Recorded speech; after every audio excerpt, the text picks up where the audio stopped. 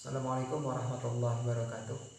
Innalillahi wa inna ilaihi raji'un. Kembali kabar duka ya bagi para pengemban dakwah dan kaum muslimin pada umumnya ketika kriminalisasi ditujukan kepada pengemban dakwah dan aktivis yang memperjuangkan kehidupan Islam. Ini kembali menjadi korban ketidakadilan, kezaliman yang ditimpakan. Kali ini penangkapan dan tuduhan berlapis ditujukan kepada Bang Ali Baharsyah. Semoga beliau dilindungi, dikuatkan, diistiqomahkan dan diberikan pertolongan oleh Allah Subhanahu wa taala.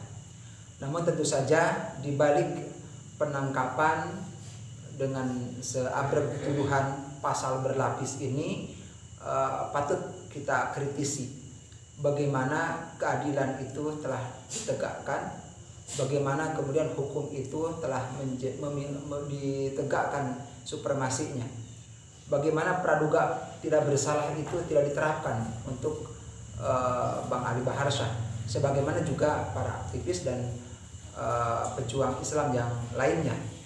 Maka bagi kita tentu ini menjadi pertanyaan dan menjadi bukti bagaimana ketidakadilan dan kezaliman itu ditujukan kepada para pengemban dakwah. Berbeda perlakuan ketika pelaporan atau bahkan tuduhan itu dialamatkan kepada yang lain seperti Ali Amardo, seperti Leskodat, kemudian juga Abu Janda dan yang lainnya. Tidak ada tindak lanjut dari pelaporan itu. Berbeda dengan Bang Ali Baharsyah ataupun juga aktivis Islam yang lainnya.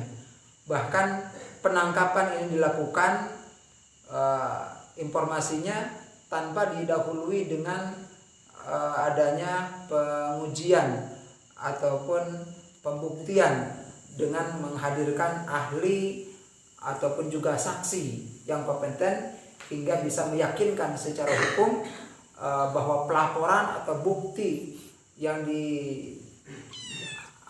itu adalah betul-betul cukup secara hukum untuk dijadikan sebagai tersangka kemudian ditangkap begitu.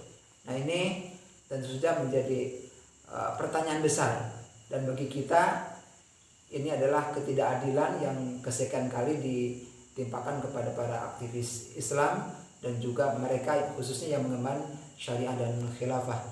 Dan kami sebagai bagian dari kaum muslimin, wabil khusus dari kalangan para ulama dan pesantren, tentu menolak kriminalisasi terhadap ulama, aktivis Islam dan juga kriminalisasi terhadap ajaran Islam, dan mohon keadilan itu ditegakkan.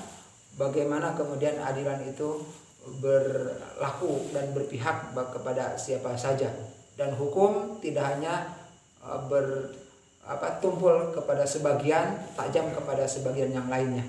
Untuk itu menyerukan kepada kaum muslimin untuk senantiasa sabar dan istiqomah di dalam dakwah dan juga mendukung perjuangan penegakan hukum Allah Subhanahu wa taala.